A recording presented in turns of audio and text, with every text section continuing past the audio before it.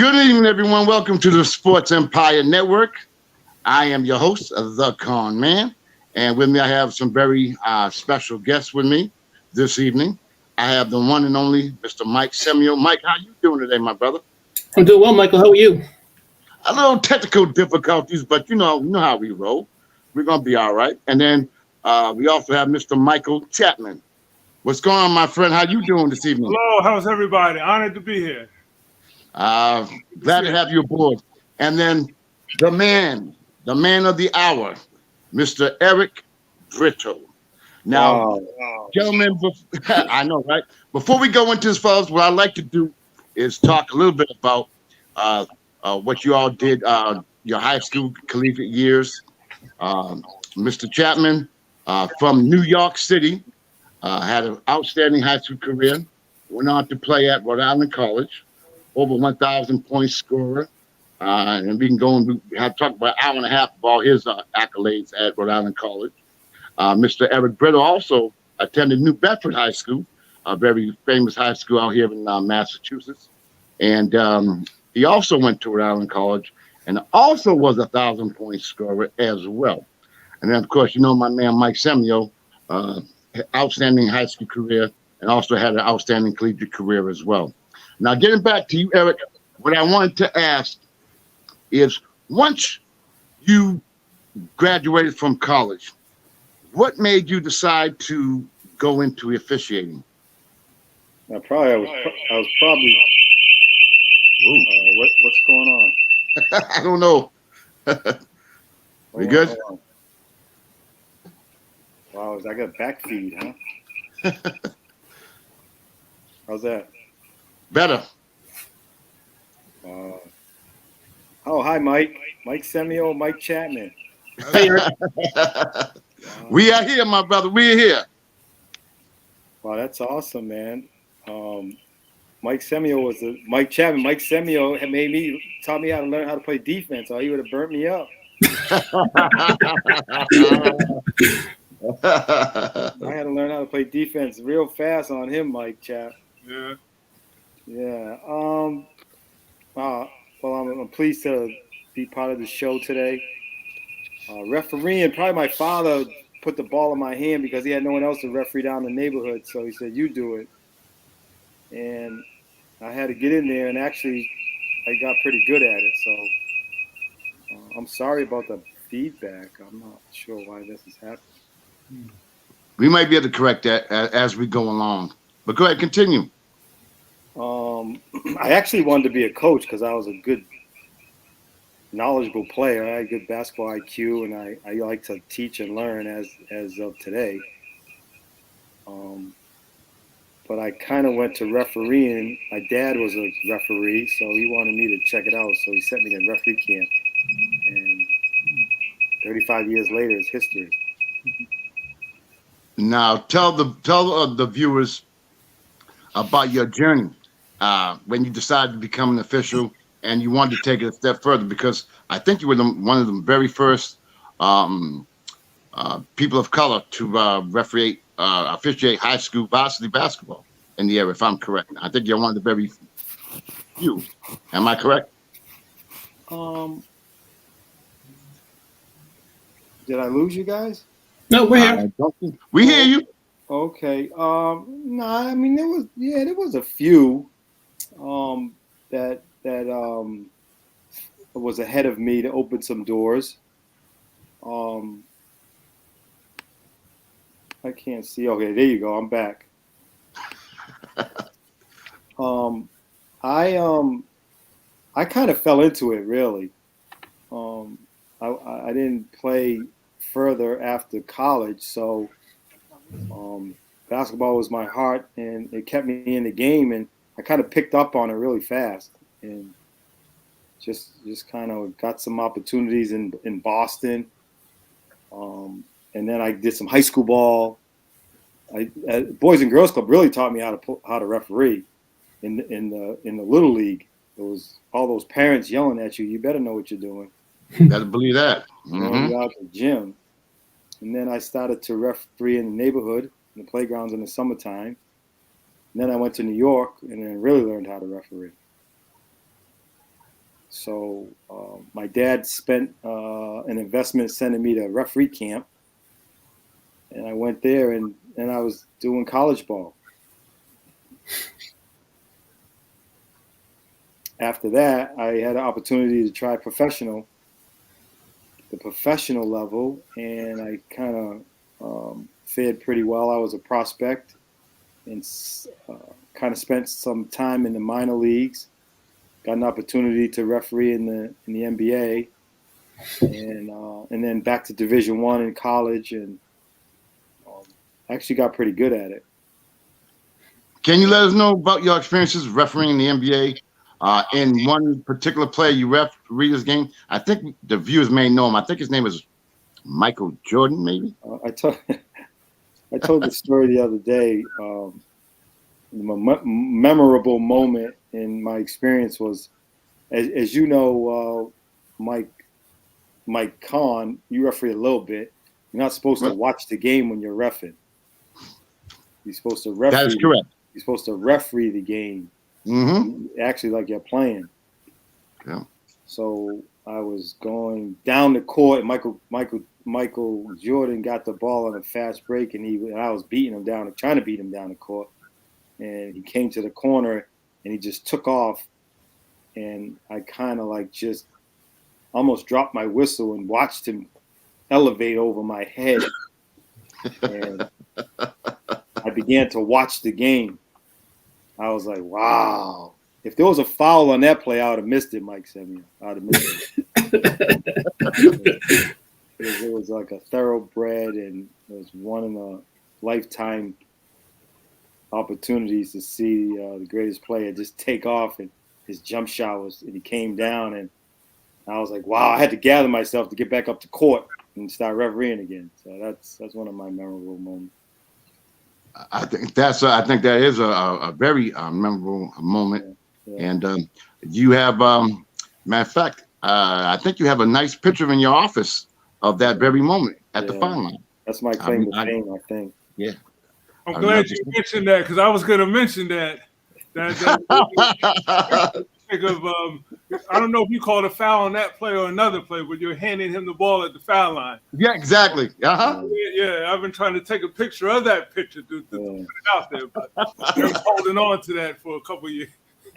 I think he was extra good because he was coming off of baseball, so he had to prove himself again. So he was really playing. Wow. Yeah, now, what is your relationship with Mr. Michael Chapman? Wow. It's just a wow. I mean, we met 40 years ago. We were the two top recruits, small college, Rhode Island College. And we were captains together. We were roommates together. We drank beer together. We did all of the things you do in college together for 4 years, and then after some. Mike was an influence. He was quiet. He was like a quiet hot butter knife, on and off the court. He was our glue. He kept us all together, and God put me with him, and man, I never left him. He was special. He was special. Although Michael, he would have been more special if he could catch. He got here we go with that again. Here we go with that. Now, I gave him the ball, and there was no 3-pointers back in the day. Mike said, I could have took like 20,000 more shots. I gave him the ball. When half of them, he couldn't catch it. I still had to keep on giving it to him, though. That's the true test of a point guard, right? Is you're blaming somebody else because somebody else didn't catch the pass. Hey, Mike, let me tell you something. Eric didn't pass too much anyway. I can tell you that right now. He didn't pass that much anyway. Keep that real. Mike Chapman knows that's a lie. He ain't saying too much on that. Mike Sim, you got anything you want to chime in right now? You can chime in anytime you want. Sure. So, I was going over this with my dad the other day when he and I had breakfast that I was going to be on with Eric, and I went over some stories with my wife, who sort of knows some of this stuff. But it's amazing that from that area, how often Eric and I cross paths. If it's not at camp when we're young kids running around Camp Massasoit, if it's not in summer leagues, if it's not with New Bedford High School, It's not when he's at Rhode Island College and I'm at Bryant. It just goes on. And it's amazing that, that person and that family has been around me, not like it's like everybody else, right? From that area. And that family has been around and associated with my family from the time we all started playing. Yeah. Now, what I wanted to bring out too is the fact that, okay, you guys all had great collegiate careers, and Eric delved into the world of NBA officiating, and then you and I were involved with Monty Playground for 1,000 years, and then out of nowhere, you approached me and you told me you had some idea that you wanted to possibly consider, and that you had an idea that it may be beneficial to the game of basketball. Can you explain to the viewers exactly what you meant by that? Yeah, we were renovating some playgrounds in my construction company, and I got the actual physics of the perforated metal backboard, how we all used to love to play on them, and hit bank shots, and the ball would actually kind of drop into the basket. So I got an idea that if we could soften up the bank shot in official play, it would improve the game, would help players be more successful. It would bring some fundamentals back. At the time, I was refereeing at the national level, and shoot, at that level, you always want the ball to go in because that's a hard level to referee. The big guys are banging each other. Right. The more times the ball went in the basket, the less you had to blow your whistle. So that was a plus for us. I got an idea. My partner Wayne Newman is kind of an engineer by trade, and he told me, I said, I can make anything. What do you need to make? And I was like, well, how about making a basketball backboard with holes in it? And he's like, all right, I can do it. And I had to let him know the logistics of the physics of the game and how the ball should bounce without having to change the play of the fundamental aspects of the game. It had to bounce in the existing areas. So Mike Semiao, we wouldn't have to teach people how to rebound differently, because then you would have been out of business in 3 seconds if you had to do that. And then we put some things together. We made the holes different sizes and found out how the ball bounces off and the distance it bounces off. And one scenario was the hole was 5/8 big. It was too big. It was too much air. What's happening is the energy of the ball goes through the holes, and it bounces a certain distance off the backboard. And 5/8 holes were too big. Then we went to a 1/2-inch hole, which was a little more safer, and it actually bounced the ball right in the rebound zone. About 14. It was about 14 inches less than what it did on a solid surface. So it was 2 body parts, 2 guys standing back to back. So from then I had to put a few up to get the neighborhood kids to play on them to see if it really worked. And my son's friends, we all got some kids together, and I gave them the ball and I let them play on it, and feedback was pretty good. I mean, I knew it was going to work, because we played on them. We played on the ones that had holes in them, and we loved them. And what's funny is I get a lot of feedback about, well, what happens when they go inside and play on glass? It's going to bother the players. Mike Chapman, you can vouch for this. We played in the playgrounds from April to maybe October or 1st of November, outside on those perforated metal backboards, and then went in to play high school ball on glass backboards. And you never heard any of the players say they couldn't play because they've been outside all summer. So I get that feedback from people that kind of make excuses that they don't want to try the technology. And I know it's kind of an excuse not to try what we're offering. So we went on a couple years, and we had an opportunity to go to New York City and put them up where the real players play. and we got a court, Dykeman Park. We met a guy that did some things in Dykeman Park. So we, as a marketing strategy, we put 2 up in the playground. They had a league there. And before you know it, we had other people calling us directly at our office to get the backboards in their playground. No advertisement, no sales pitch, no going out begging them to buy 2 backboards so we can put them up. The players loved them automatically in New York City. And I told Michael Consaccio to call Mike Chapman because he's our guy on the ground now. And he's born and bred in Queens. He lived in the playgrounds. He knows the culture. Mike, you can chime in and tell him what the value and the impact True Bounce has had in the city. Sure. Players.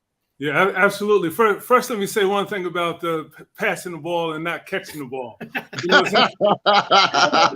know, when I was like 12 or 13, I played with a coach, Mo Hicks, who went on to be one of the only coaches in New York City to win a public school at Brandeis High School and a Catholic school championship at Rice High School, where Felipe Lopez and a number of outstanding individuals went.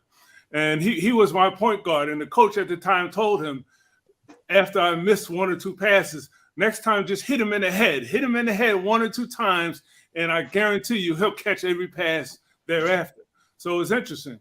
But I mentioned that because historically, New York City players have always been able to get to the rim.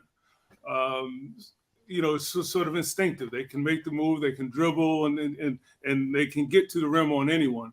But the mid-range game and the ability to shoot has often, for a number of New York City bred, this is, I guess, historically, you know, sort of hurt their game and their advancement of other games, the actual jump shot. So when you talk about the True Bounce backboard, I tell people, I tell Eric right off the board that it's, for me, it has 2 main points. One is that it's socially significant, and the other is that it's scientifically superior. I say it's socially significant because just the board itself, elevates the game. It elevates the perception. There are a lot of individuals in New York that don't get to play on a glass backboard or fiberglass backboard until unless they're on an AAU program, they may not do that until they're in college, because the junior high school has wooden backboards. The outdoor ones had the old metal backboards. So you're talking about a disparity in even playground equipment. So you talk about something that not even talking about the scientific aspect, it just improves the aesthetic value of an area, of a neighborhood, which is so interesting. One of the things in terms of helping out, I've gone to a number of different locations that True Bounce backboards will be in at the future. So I will go into a park just to take pictures of the stanchion of the background, just to make sure that the fencing is appropriate to hang on. So it's funny because I'll go into a park and you see people doing drugs and smoking, and rolling dice. And here I come with my little phone and, taking pictures. I said, no, I'm not the police. Don't worry. I'm just So it's interesting because the location that used to be, although it's a basketball court, it used to be a hangout spot. Once the True Bounce backboard goes up, it's the official court in that area. So they know that what they're doing is going to move to a different area. I'm not saying that they're going to stop doing what they're doing, but they will, out of respect for the backboard itself, move their energy to a different location, just because of the backboard itself. So it socially has an enormous impact, and of course the scientifically superior, just in terms of what it does for the game. I know Eric had pointed out some of the stats, some of the statistics in terms of the mid-range game and how that has sort of disappeared, but just the ability to practice and develop the bank shot, the mid-range game, also to help your rebound. And as once you get used to the background and the rebounding distance, so it helps your game consistently.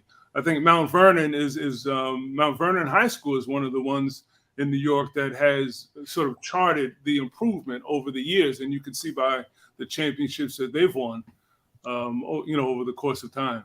My main objective in developing the basketball backboard that no one has ever did ever in 100 years was to improve the player's ability to perform. No one ever made anything for the players in basketball. The wood floor is the wood floor. It's the best of the best. The glass backboard was put in for the fans and aesthetics. It was rigid. The breakaway rim, which the players made popular because of it's giving, was put in for safety. The balls were, I mean, Mike, as you know, I have to talk to Mike, and Mike, you got a lot of Mikes here. I gotta talk to the two. I can't. We know they're not talking to Chapman right now because he really didn't handle the ball. But if you began the game with a ball you didn't like at one dribble, you was getting rid of it. So if the balls weren't made for us, we just had to get one that we liked. So this is the only product ever in the history of equipment in basketball that was produced for the players to perform better and have more fun and more success. And that's why in 20 years, the business is still going on, because the players like the feel of it. They like it. And that was my main objective. I mean, I'm a player's player. I would have been a player's coach. I'm actually a player's referee. Most people, Conn, watch yourself on this one now. I know. Most players don't have a problem when I referee a game. So my object was to improve the game of basketball, and we've done it. And now it's just the political level to tackle, which takes time, statistics. I'm doing a stat right now. Michael Conn, you'll like this one. Yahoo Sports provides a shot chart for every game, misses and makes. And I've done 75 games in the last couple of weeks. And the pros miss 49% of their shots in the 9-foot radius area to the basket. Wow. They miss 40. They shoot 51% from 9 feet and in. They shoot 37% from the three-pointer, and their overall field goal percentage is 45. Yeah. Professionals miss 49% of their shots from 9 feet to the basket because simply one reason: they're not using the backboard because it doesn't work. And that's what I want to put together to market. I mean, they should be shooting an easy 67 to 72% from 8-foot range. If you, Mike Chapman used to make all his shots because he was soft. He was so close. I mean, I can't talk to Mike Conn because he couldn't shoot. I have to talk to Mike Semiao on this one. Excuse me? You forget whose shoulder this is. If you had no defensive pressure on a 7-footer, you would make 80% of those shots. Correct me if I'm wrong. True, right? With a little distraction, a little pressure, a little defense, you might make 70%. Right? And that's just going off of knowledge. Not even. So they shoot at full speed and getting open, they shoot 51%. There's something. See, no one's ever challenged the basketball backboard because it comes with the building. It doesn't come with the game. So that's our mission. We've started in New York, and now we're in Philly. It's interesting. I think it's to the point now where coaches, players, for example, community organizers know and recognize that if it's not a true bounce backboard up in the specific park, then they'll move the tournament to a different location. So you'll recognize that most of the tournaments now are at locations that have true bounce backboards, either because they moved to that location or because of the community support at that location dictated that they need to improve that area. I think it's at the point now where a lot of schools and a lot of communities want the backboard, but it's different dynamics that go into play, whether it's Department of Parks or different venues that is a barrier at this point. There's some schools, believe it or not, I've been to a number of different schools and locations. I went into one school, public school in Brooklyn, that has backboards that must be from the 1940s. I'm not talking about the backboard that is one slate of wood. We're talking about the individual panels that that are placed against a flat piece of wood. Now, again, it's in an auxiliary gym, so it's not the main gym, but just the fact that those backboards are still in a New York City school, it's just so interesting. As you pointed out, Eric, a lot of times if it comes with the building, unless it's broken, a lot of times the mentality is if a board is not broken, there's no need to replace it. Right. So it's really at going at the mentality and understanding. So you see a lot of AAU programs and individual athletic directors that recognize the value of it as a teacher point in developing the game. But again, there are others that if it's not broken piece of equipment, then leave it there. It is what it is. Yeah, because it's that's the other component that at this point needs to be. That's why it's actually. I think it's to Eric's point. I think there's a cultural change that has to happen because the professional game dictates what happens in college and high school and how the game is played. And if you look at how the game is played in high school in particular, and I took a look at a couple of games in the last week, it's pretty poor as far as what's going on, right? So the talent, there's a talent vacuum there, but actually just the skill set, and following again on what Eric is saying about using the backboard and making it available. It's just not there because everyone's standing at the 3-point line looking to take a 3-pointer. So that mid-range game is really gone, right? So when you're talking about that shooting percentage being so poor, it's because the mid-range game is just not there. So changing that culture and how to play is something that's a huge issue to tackle. And I don't know how that, I don't know how quickly the game changed over to what it looks like today. I'm sure, it's probably decades on a change coming from the European game, but accessing that mid-range game and actually getting players to actually see that it's a special skill to use the backboard. There is a certain mechanism you have to have as far as balance when you're shooting and being aware of the right angle. You go back to, and I'll brush off something here. You go back to UCLA when John Wooden was teaching his players, right? When they are at a certain angle, what are they doing? Those players are using the backboard all the time at that right angle, 10, 15 feet away. The Waltons and the Jamal Wilkes, that's what they're using, right? Alcindor was the same way. And they take that into the pros, and that becomes part of, every player's component of or what they're trying to accomplish. And somehow that disappeared. Well, see, I'll add to what Mike is saying. Back in those days, there was only 2 glass backboards on the main court. So the wood was still prevalent. They still played on it, a pickup. They practiced on it. So the wood was forgiving. It's softer than the glass. So as time went on, the TV showed the glass backboards. The architects put them now on the side courts, and it went on and on. But Mike Semiao, if you watch some of the summer league games in New York City, we never did any clinic. We never told anybody about the technology and what it will do. These games, guys go to the basket and use the backboard without even being. It's an instinct. And so when you teach success, your muscle memory, you remember success. When that ball comes off the backboard one time and it bounces off the rim and it almost goes in, y'all going back to it. You don't even have to teach anything. So our mission right now is, as you said, is get to the highest level. However we got to do it, if we got to do it from the bottom up and it takes more years, or we're working from the top down, we're doing both. But I know Milwaukee is now starting to change their defensive strategy and hang out to the outside and make the 3-point shot more difficult. They're not helping as much.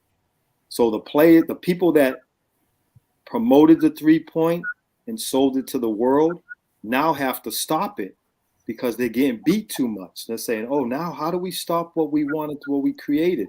So now the percentage of 3 points are going to go from 37 to 30 because they're giving them more trouble, and now they got to go to the. Now what they're going to do, and here's where the True Bounce technology comes right into effect. Mm-hmm. That's awesome. Now, what I want the viewers to understand too is, matter of fact, Eric, I contacted you about a month ago, and you were talking about the parks in New York City. And I don't know if the viewers are well aware of Rucker, the Rucker. Mm-hmm. I'm sure Mr. Chapman will delve into that in a minute, but the Rucker place was jam-packed. I mean, the best ball you can ever view, and they were enjoying the backboards. And matter of fact, they had a special on a 30 for 30 on the N1 tour. And all the parks that they played in, I'm talking about the outdoor parks that they played in, which was all about True Bounce. And it's a testament to you guys, what you guys have accomplished over a period of 20 years. I mean, I'm going to keep it real. When you told me you had this idea, I thought you might have had to go see a psychiatrist or somebody. You know, I'm going to keep it real. I didn't. I did to you. I did. I was like, there's no way. There's no way he could. There's no way. And then obviously you proved me and everybody else wrong. So Michael, and I'll stand up here and say this all day long. When you first do something for someone else first, God has to honor that. It wasn't for me to get accolades or for me to make $1 zillion. My first initial words out of my mouth is, well, we can make the game better. We can have the players can have a better opportunity to score and have more fun. So that being said, it's out of my hands. You know what I mean? My mission was to improve the game of basketball, not to improve Eric Britto. And that's why it's successful. And we have. Players love it. I mean, I'm like and I don't know how this happened, but my name is known in New York City. Yeah, I would agree with that. And again, go back to the 2 points about that it's scientifically superior, but also socially. If it wasn't as on point scientifically, it would not have advanced to this point, and people would not, although they won't admit it, they would not, it would not have become, for example, the choice backboard of the Department of Parks if it was not scientifically strong to handle not just the basketball aspect, but the engineering components, the weather, the time tested things. So that speaks to the scientific part. The part about the social significance, and I think, Michael, you had a point when you talked about culture. It's about changing the culture and the understanding. And that process is underway, which, when you mentioned the Rucker. So again, every major tournament that's in New York City is played at a court with True Bounce backboards. And that's not a coincidence. Whether it's Dykeman, whether it's Gersh Park in Brooklyn that has crowds so much that you can't even, sometimes the individuals come on the court so you can't even see the court. All you see is a crowd and the players. You can't tell who's playing and who's not because of the energy in that area. But again, when you're talking about here, the Rucker Park that is done over by the NBA Players Association. The NBA Players Association said, okay, we want to get new boards. We want to redo the park. They go to the Department of Parks. Department of Parks has to go, deals with True Bounce. So it's almost like, and I mentioned this the other day, real recognizes real. So Rucker and the NBA, they recognize, okay, we have to go with the best. True Bounce backboard is up. They, and again, that's dealing with the Spalding backboard that the NBA would normally deal with. So, so the understanding of it is definitely there. Even when you look at you talk about culture and social significance, when Google is doing their commercial, here you have a Google commercial. They could do it at any park, but they do it at a park with True Bounce backboards. And of course, in the commercial, you'll see them wheeling up and putting up a True Bounce backboard with the Google logo on one side. You can't see the True Bounce. They take the True Bounce logo off, but anyone knows the holes are the holes. People recognize the holes, of course. but you see the Google logo on one side, and I forgot that I think it was the NBA logo on the other, and they were putting it up there on a commercial spot. So again, culturally, it's almost like you go back to Under Armour, where they started with T-shirts, basically, or a piece of apparel that assisted the game of football, and then grew to where it is now today.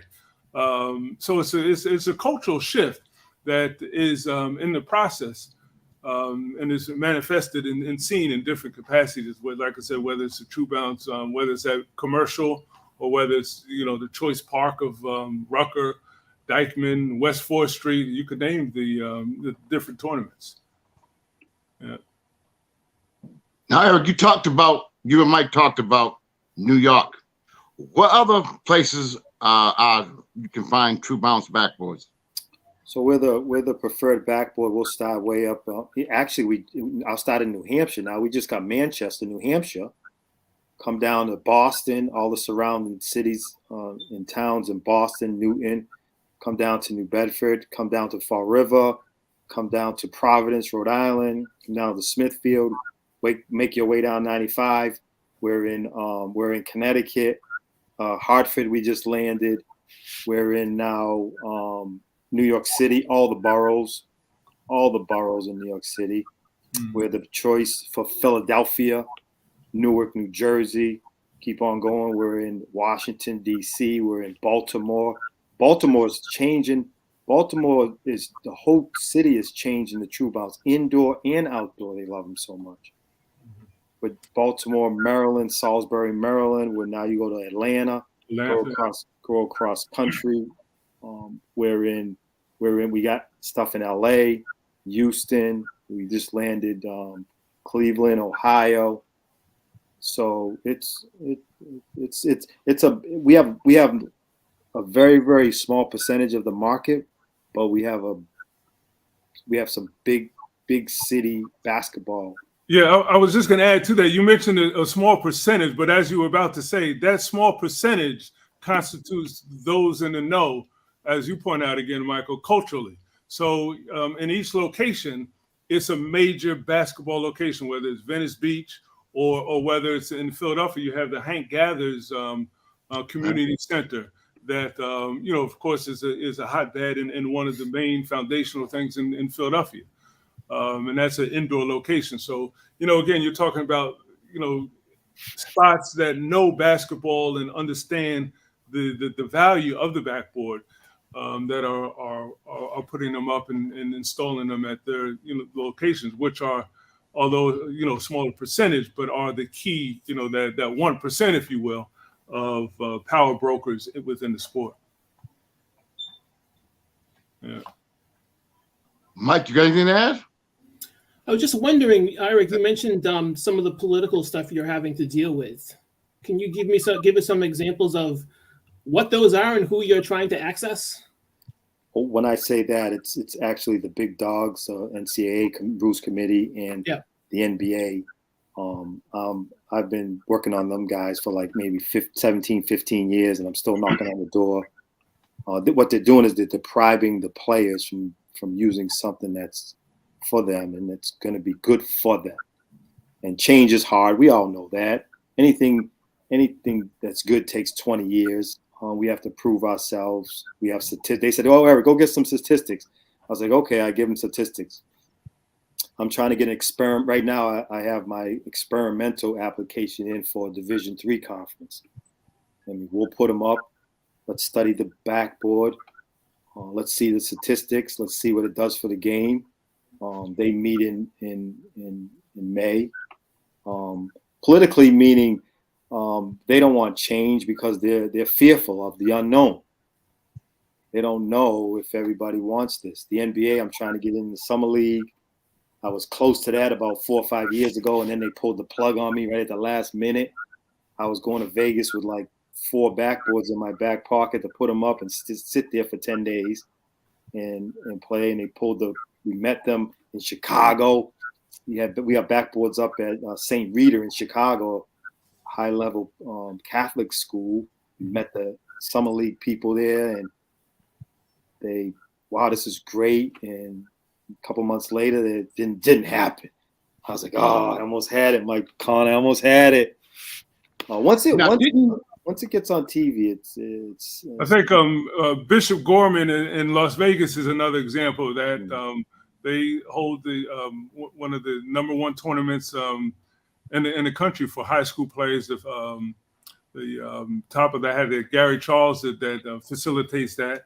That is again in the auxiliary gym, but getting the visibility of and getting coaches used to it, so that way they can at least be aware of it as it is presented. You know? Yeah. So I asked why. Mike Semiao, I asked why won't you try this? We had Kiki Vandeweghe. I was just gonna mention that. We did a presentation with the NBA. They said, okay, we'll give you a half hour. They knew me. They kind of knew me from the refereeing program. So they let me in the office on the 20th floor on 5th Avenue, did a presentation, and then they followed us to Mount Vernon High School to give them a demonstration. And Kiki Vandeweghe, who's a familiar, he's a guy that played in our era. Mm-hmm. He told me, he says, man, I get what you're trying to do, but it's going to take time because there's so many layers. And you know what, Mike Semiao, to answer your question, no one knows equipment. Remember, the backboard came with the building, so everybody doesn't know how to make a decision. They don't know how to put it up. They don't know what's made of. They don't care what's going to affect the game, what's it going to do. So those questions put shields up. Basically, True Bounce is the only company in the world that knows both sides. We're experts in basketball and we're experts in equipment. And that combination is not real obvious to anyone. Most people know equipment, but they don't know the culture of basketball, what inside the lines the players really need. I do. My partner knows how to put them together. So those are the challenges that when I go into somebody's office to make a presentation, I'm talking equipment and basketball, and it's like them eating a bag of trail mix. They don't know what to think and what to taste and what is this guy talking about?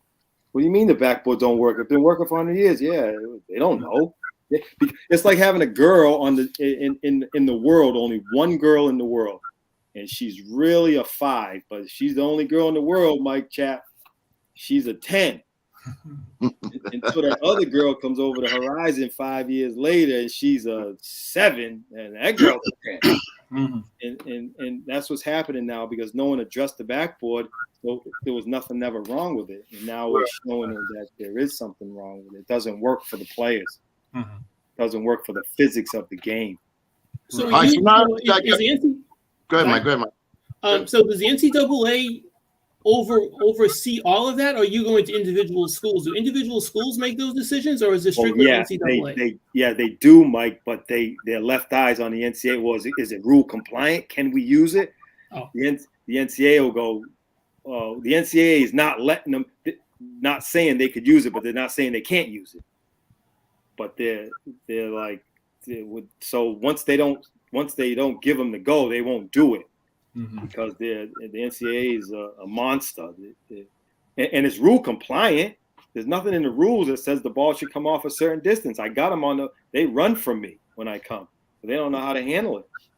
Is there science related to what you're talking about, sort of those packages that are given to those gyms and how those facilities are built? Is there science built on their product, or is just because of who we are? Well, what do you mean there's science? Do you mean the? Well, you said you have analytics that go towards your product, right? And you can demonstrate that. Those backboards and rims that are set up in gyms, do those companies have analytics that are around yours? No, they don't. They just I didn't think so. I was just asking. I didn't think that was the case. They just put them up. They don't. Yeah, it's sort of these rules get grandfathered in from centuries ago, and so it is what it is. Yeah. Yeah, exactly. And what I'm doing is knocking on the door saying, "Hey, we got something new." Well, what do you mean? You know, one thing that you mentioned in terms of the political is very interesting in New York, and I'm sure across the country. There are a lot of parks, a lot of community neighborhoods that would love to get the backboards there, but unless it's on the capital list of improvements, it's not done. Yeah. So you have some parks that that because it's either on the list or because one or two phone calls are made that, okay, the funding is there, let's renovate this park and move it up the list. Whereas other parks, maybe down on the list or not a priority. So a lot of times we've got a number of calls, and I have really apologized to a number of people in New York in particular that have reached out, and we haven't been able to facilitate it as yet because of situations where either the funding is not there or it's so low on the capital list of improvements that that it's 5 years down the line in terms of renovating that specific park. So even something as simple as park equipment, when you actually look at it, becomes political in some capacity. But again, circle back to that the cultural change, because individuals, particularly those that really know, gravitate towards the true bounce backboard and know in certain terms. It's really amazing. The other challenge we have, Mike, it's not like the golf industry. You can go out and buy a big Bertha. You can go to Dick's Hardware, the retail place, and buy the equipment that you want to use to make your game better. We have a challenge in basketball. You can't go down the street and buy a backboard and put it up where you want to play. So I'm bridging the gap between the designers, the rules committee, and the players. And there's a vast separation because you came to Monty Playground with your sneakers and your ball and you played. You didn't care. You went to United Front. If we went to Fairhaven's Cushman Park, you know what I mean? We just went and played it. We didn't care what was up there. The players today still don't care what's up there. Right. We get more challenges with people that don't play. But why are you changing it back? It doesn't even matter. They don't care. The players don't care. But once they get to a playground that they like, they stay there. Like we never went to United Front because the backboards were too hard. We never went back. We went to Monty because it was a petite court, and the court was nice, or Butler Park, and the court was nice and petite. So the challenge for us is at True Bounce is it's not a retail product.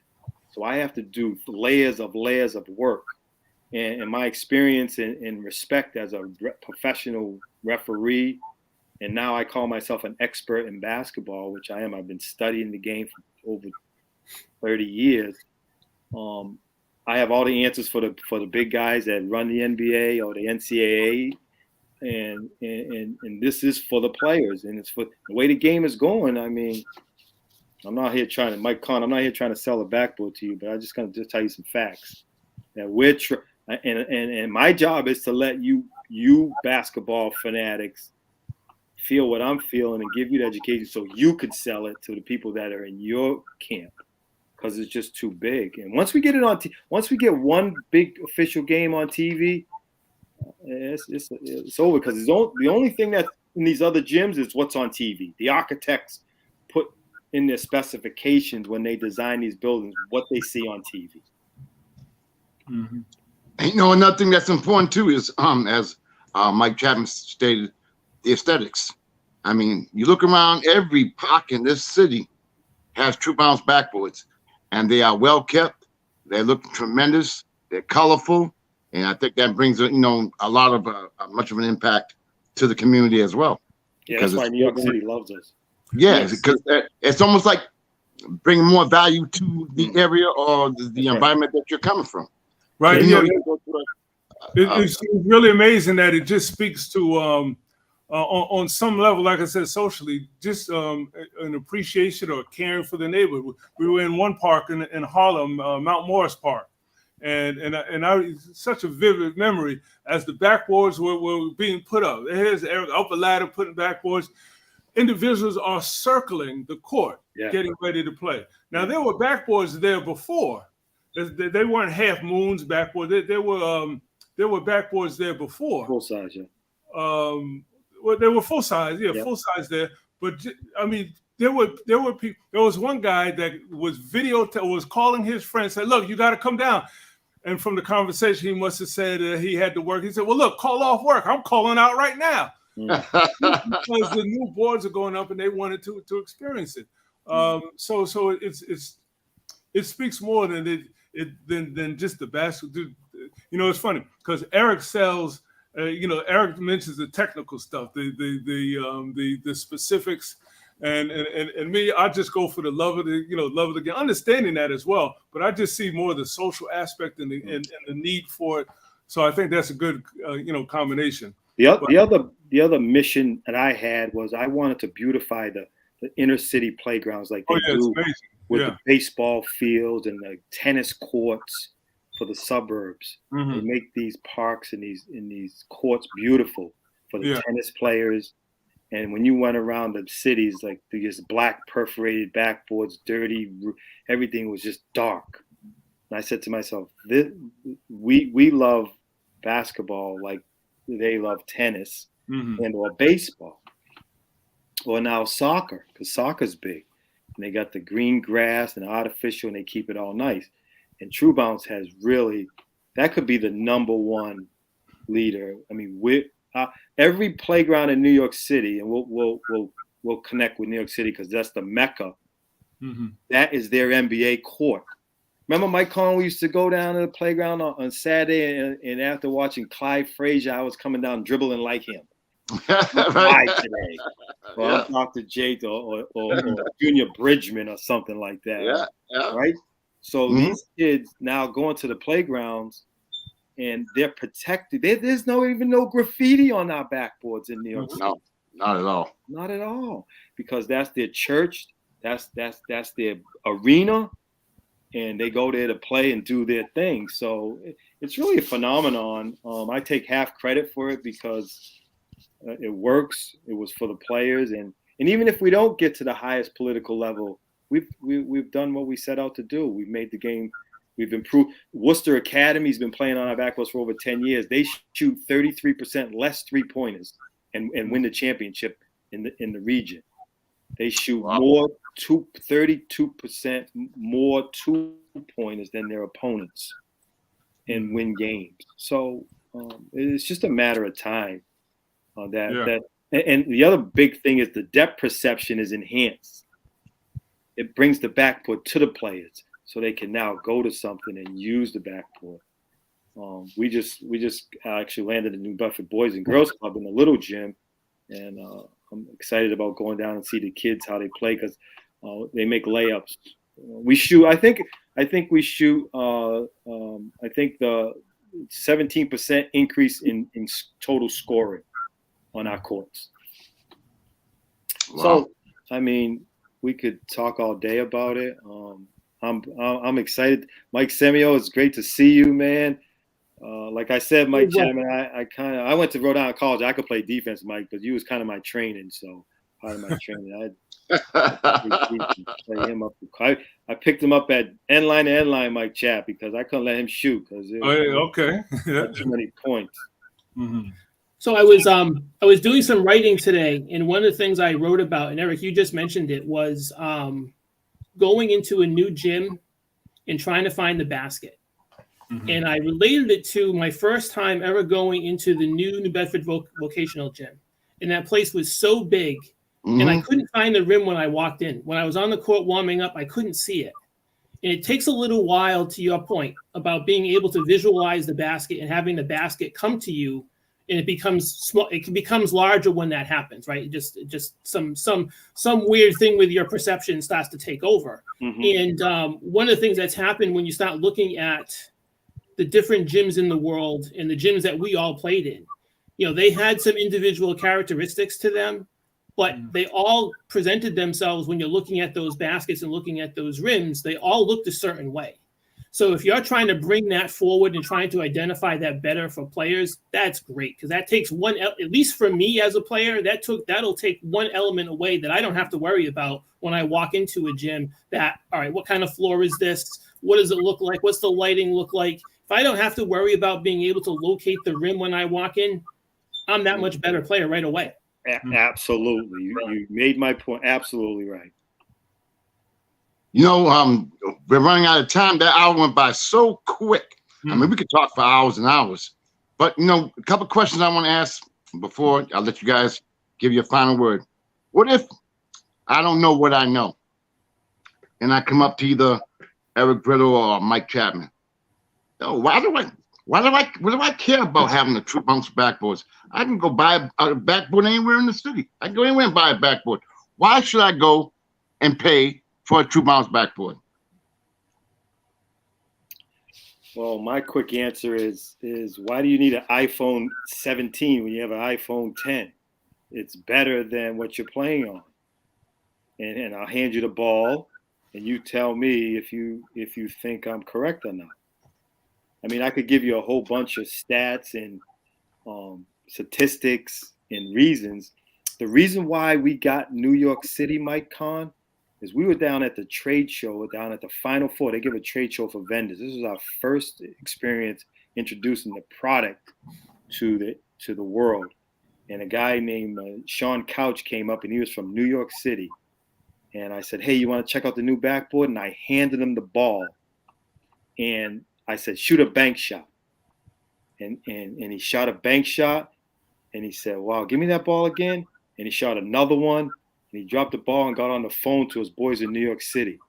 And I don't know, 17 years later, we have over 3,000 backboards in New York City. Didn't tell him one stat, one statistic, nothing. I just handed him the ball. How many? Oh, shoot, I can't even count them. I used to know where they all are. Right? How many? Over 3,000? Easy. Yeah. That is incredible.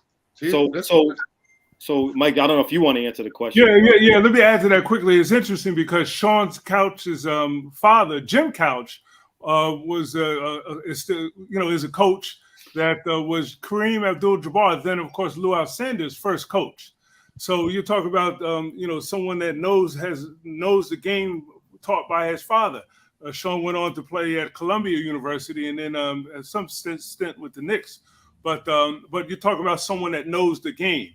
I've been fortunate enough to coach with Jim Couch, Riverside Church, Ernie Lorch, Mike McElwain, and moving on to Gary Charles and the New York Panthers. So I've been in the game. To answer your question directly, I would tell them, if they ask why True Bounce, I would say because you deserve the best. And just let them know that, again, hit them with the fact that it not only is it scientifically superior because it will improve your game. It'll improve your game to the point where it's almost like you don't see the baby steps where you learn to walk and crawl, but you see the effect when you're running. You don't see the effect of the game, but in that moment when it's the third quarter and you spin around and you just shoot a shot, it will become instinctive. So it improves your game. So I would let them know that you deserve the best scientifically, and also, like you said, you don't get an iPhone, a brand new iPhone, and not get a cover for it. It's the same thing. You deserve the best. You deserve something that's aesthetic, pleasing to your eyes. It's going to be beautiful. And believe it or not, there are people that they take ownership of their part when the True Bounce backboard is up there. Sure. And even when the padding or the paint is color coded to the color of their court, I mean, for them, that's their Madison Square Garden. Right. That becomes the park that's their Madison Square Garden. So like you said, I could talk all day about it, but you deserve the best. Hey Mike, all those bounce passes, Mike Conn, all those bounce passes and direct passes where he got layups paying off right now, boy. Listen, I'm telling you, it took 35 years for me to get paid for all them bounce passes I gave him. Being from New York, me and my friend Jeff Blaze, we were from New York. The meal plan at Rhode Island College wasn't that good. We used to sit in the Friday, Eric would go home for the weekend. On Sundays, we would sit in the window like little kids waiting for that blue Volkswagen to turn the corner. Yeah, Eric's back. And he bring us some food for the weekend. So I told Eric then, listen, I owe you anything you need. Hey, my mother loaded me up, boy. Said, give it to the boys. I was like, they'll take it. Oh, yeah, that all sounds way too familiar. Bad food plan and leftovers coming from a weekend. That all sounds too familiar. That's right. Now, we talked about True Bounce. Now, for the viewers, if they wanted to get more information about True Bounce, or if they wanted to purchase True Bounce, or maybe they can relay some information to someone who might want to purchase True Bounce, let them know how they can actually go and do that. Yeah, so the main thing is truebounce.com. We have an informational sheet. Send some information in, and guys in the office will get back, or they can contact me through True Bounce. I have a Britto at truebounce.com, and we treat everybody as a family member, and we'll get you going and put it up for you, and you'll never turn back. Mike, anything else? Mike Chapman, anything to add to that? Scientifically superior, socially significant, and Eric added another one. You know, really a company that cares. You'll never see a company just drive up to a court where they're playing True Bounce and fix the net, or drive up and just hear some True Bounce shirts or something like that. So it's really, really, connected to the community. Yeah. Mike Semiao. No, I don't have anything. This was a great education for me. I sort of dipped my toe into this in looking at their website, but this was great to hear all this and great to see Eric, obviously, and Michael getting to know you a little bit. So it's been fun. Thanks. And, ladies and gentlemen, as you can see, I have my True Bounce attire on as well. Oh, can nice. you ever talk about getting some True Bounce attire? True Bounce attire, yeah. We have a website and we have a store. We got some urban design coming out through Mike Chapman's young entrepreneur. He designed his own True Bounce shirt, so we're gonna have those on the market. I'm sending Mike Chapman the prototype so he can check them out and give them to the guys in the city. Mm-hmm. Yeah, looking forward to that. And one more thing before I let you guys go, Eric, you also involved deeply into the bullying aspect. You have a major program involved with the bullying of kids and how you guys are trying to counteract that. Yeah. Can you go into a little bit about that before we have to hit the road? Yeah, we got to hit the road. So it's a give back. I always, what's the next best thing? The True Bounce backboard's off and running, and my thought was since we're in the playgrounds and the schools, we do an anti-bullying program, doing tournaments, having sponsorships from corporations buy anti-bullying shirts. We have some characters we developed, team mascots, superheroes, football, baseball guy, Superman, superhero, True Bounce guy, and we promote anti-bullying in the games that we promote, which is exciting for us. That's our next step into the community. Yeah, definitely. I got to hop on that because there's a number of events. Anytime they put a new backboard up in the city, for example, we try to tie it in with an anti-bullying event. We did one of the housing projects in Manhattan, and we had the kids there on the court, and then 2 vans of police officers came in from either direction, and instinctively the kids were like looking, wanting to leave. So no, they're here for us. And so you had the police playing basketball with the kids, engaging with the kids, talking about, so the kids got to see the officers in a different light. And it was just a good feeling. You sort of plant the seed of anti-bullying and also different community events and community measures as well. So here you are using basketball and True Bounce backboards that pull the people out to build a community and strengthen the community. Yeah, Guardian Academy. Mike is part of our Guardian Academy, True Bounce Guardian Academy, which promotes. We have a curriculum, a short curriculum to identify bullying, why, and how to deter it. Mm-hmm. So we're in the schools and into recreation departments with that. Well, gentlemen, I'm so honored to have you guys on my show. It's been a pleasure and an honor. And anytime you guys get something that you want to promote, you guys are welcome to come on my show anytime, anywhere. Just give me a heads up.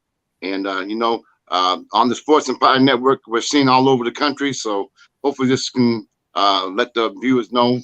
Hopefully we can promote what you guys are doing, because you're doing some tremendous things. And again, I love you guys, and I'm honored to have you on my show. And hopefully everything works out for you guys. I want to thank you guys for everything, for coming on my show. God bless you. Eric, I don't like what you talked about my shooting, though. I'm going to have to get you on that. We'll talk about that another time. Well, anyway, I don't know who was first and second, but I know who was third. All right, ladies and gentlemen, I want to thank you guys for tuning in to the Sports Empire Network. We'll be on next Thursday evening at 8 p.m. Who knows what surprises we'll have next week. Thank you all for tuning in. God bless. Take care. Stay safe. Thank you all. Thank you.